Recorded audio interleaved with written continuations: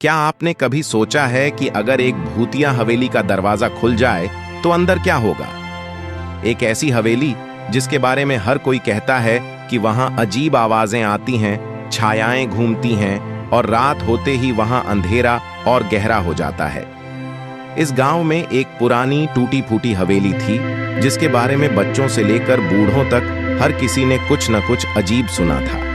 लोग कहते थे कि इस हवेली में एक रहस्यमयी भूतनी रहती है जो किसी को चैन से रहने नहीं देती। लेकिन क्या वाकई में ऐसा है? गांव के बीचों बीच चौपाल पर बैठे लोग भूतिया हवेली के किस्से सुना करते थे। इस हवेली को लेकर गांव में कई कहानियां प्रचलित थीं। कोई कहता कि हवेली में भूत है, तो कोई कहता कि वहां कोई अदृश्य शक्ति है जो रात में अजीब हरकतें करती है।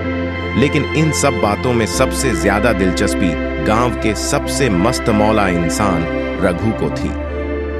एक दिन रघु ने अपने 3 दोस्तों पवन, किशन और रमेश को बुलाया और उनसे कहा, क्यों ना हम सब मिलकर इस भूतिया हवेली का राज पता करें। रघु ने अपने दोस्तों को हवेली जाने के लिए मनाना शुरू किया। उसके चेहरे पर एक अद्भुत चमक और उत्साह था, जैसे कोई बड़ा साहसिक कारनामा करने जा रहा हो। हल्के भूरे बाल, भोलापन भरा चेहरा और गांव के हर नुक्कड़ पर अपनी कहानियों के लिए मशहूर रघु को किसी तरह से डर नहीं लगता था। रघु कहता है, भूत वूत कुछ नहीं होता, सब अंधविश्वास है। अगर हम वहां जाकर कुछ नया नहीं खोजेंगे तो गांव वालों की कहानियां कभी खत्म नहीं होंगी। पवन, किशन और रमेश पहले तो डरे, लेकिन रघु का हौसला देखकर वे भी साथ जाने को तैयार हो गए। शाम होते ही चारों दोस्त हवेली की ओर चल पड़े। रास्ते में उन्होंने आपस में खूब मजाक किया और हवेली के बारे में सुनी सुनाई कहानियों पर हंसी ठिठोली की। लेकिन जैसे जैसे वे हवेली के करीब पहुंचने लगे, उनका मजाक गायब होता गया और डर की हल्की सी लहर उनके चेहरे पर दिखने लगी। रघु अपने दोस्तों का हौसला बढ़ाते हुए कहता है, अरे डर मत, हम सब साथ हैं और ये कोई फिल्म नहीं है जो हमें सच में भूत मिलेगा। आखिरकार वे हवेली के बाहर पहुंचे। रात का अंधेरा चारों ओर फैला हुआ था और हवेली एक बड़े रहस्यमयी साए की तरह लग रही थी। हवेली की खिड़कियां टूटी हुई थीं और जगह जगह बेलों और झाड़ियों ने उसे ढक रखा था।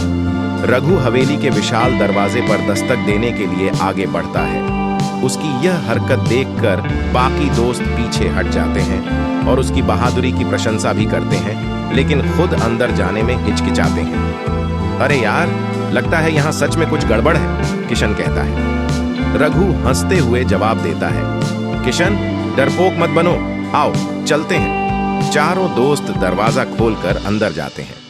हवेली के भीतर घुसते ही एक अजीब सी ठंडी हवा का झोंका आता है और एक बहुत ही पुराने और धूल भरे वातावरण का एहसास होता है। रघु तो किसी भी चीज से नहीं घबराता, पर पवन और किशन की हालत खराब हो जाती है।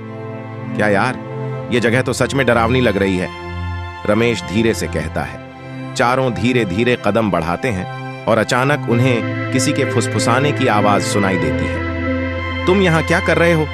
उस आवाज में एक अजीब सा खिंचाव था। चारों दोस्त हवेली के हॉल के एक कोने में पहुंचते हैं, जहां एक पुरानी लकड़ी की मूर्ति रखी हुई थी। रघु इसे देखकर कहता है, देखो, ये मूर्ति तो हर वक्त हमारी ओर ही देख रही है। किशन घबराकर पीछे हटता है और कहता है, रघु, ये मजाक का वक्त नहीं है, ये मूर्ति सच में डरावनी है। उसी मूर्ति के पीछे एक पुरानी दीवार में दरवाजे का निशान दिखाई देता है। रघु इसे देखकर उत्साहित हो जाता है, अरे वाह, यहाँ तो एक छुपा दरवाजा भी है। वो आगे बढ़कर दरवाजे को खोलने की कोशिश करता है, लेकिन दरवाजा थोड़ी मुश्किल से खुलता है। तुम क्या कर रहे हो? पवन घबराता हुआ पूछता है। अरे भूत की जगह शायद हमें यहाँ कोई खजाना मिल जाए, रघु हंसते हुए जवाब देता है। अचानक दरवाजा खुलते ही एक सफेद चमकती हुई आकृति उनके सामने प्रकट होती है।